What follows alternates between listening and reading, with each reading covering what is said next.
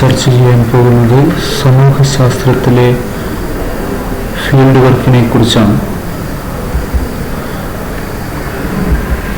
ഉള്ളടക്കത്തിൽ സമൂഹശാസ്ത്രവും ആന്ത്രോപോളജിയും നരവംശശാസ്ത്രജ്ഞവും തമ്മിൽ വലിയ വ്യത്യാസങ്ങളൊന്നുമില്ല.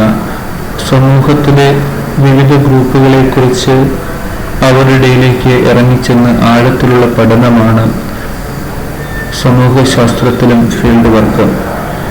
എന്നാൽ വിഷയത്തിലുള്ള ചെറിയ വ്യത്യാസങ്ങൾ സമൂഹശാസ്ത്രത്തിൻ്റെ ഫീൽഡ് വർക്കിലുണ്ട്.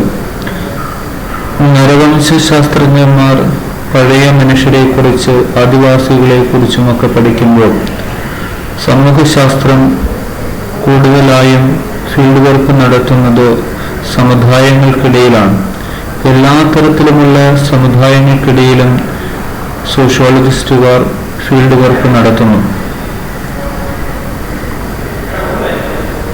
ജാതിയാകാം, പണക്കാരാകാം, പാവപ്പെട്ടവരാകാം, ഗ്രാമങ്ങളാകാം, ഇതെല്ലാം ഇതിനകത്ത് ഉൾപ്പെടുന്നതാണ്. കൂടെ ജീവിക്കണമെന്ന് നിർബന്ധവുമില്ല എന്നുള്ളത് നരവംശശാസ്ത്രത്തിൽ നിന്നും ഇന്ത്യൻ സമൂഹശാസ്ത്രത്തെ മാറ്റി നിർത്തുന്ന ഒന്നാണ്. അംഗങ്ങളുടെ കൂടെ ഭൂരിഭാഗ സമയവും ചെലവഴിക്കുന്നു എന്നുള്ളതും ഇതിൻ്റെ ഒരു പ്രത്യേകതയാണ്. സമൂഹശാസ്ത്രത്തിൻ്റെ ഫീൽഡ് വർക്ക് പ്രധാനപ്പെട്ട ഒരു സംഭാവന നൽകിയ വ്യക്തിത്വമാണ് വില്യം ഹൂഡ് വൈറ്റ്. അമേരിക്കൻ സമൂഹശാസ്ത്രജ്ഞനാണ് അദ്ദേഹം. നഗരത്തിലുള്ള ഇറ്റാലിയൻ അമേരിക്കൻ ചേരിയിൽ ആണ് ഇദ്ദേഹം പഠനം നടത്തിയത്.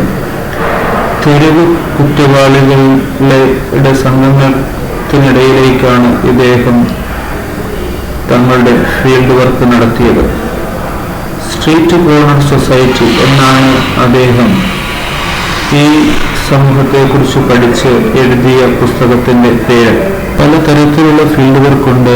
അതിൽ അമേരിക്കൻ ശാസ്ത്രജ്ഞനായ മൈക്കിൾ ബൊറോവർ ചിക്കാഗോയിലെ ഒരു ഫാക്ടറിയിൽ ഒരു മെഷീനിസ്റ്റായി നിരവധി മാസങ്ങൾ പണിയെടുക്കുകയും തൊഴിലാളികളുടെ വീക്ഷണകോണിലൂടെ ജോലിയിൽ അനുഭവങ്ങളെക്കുറിച്ച് എഴുതുകയും ചെയ്തു.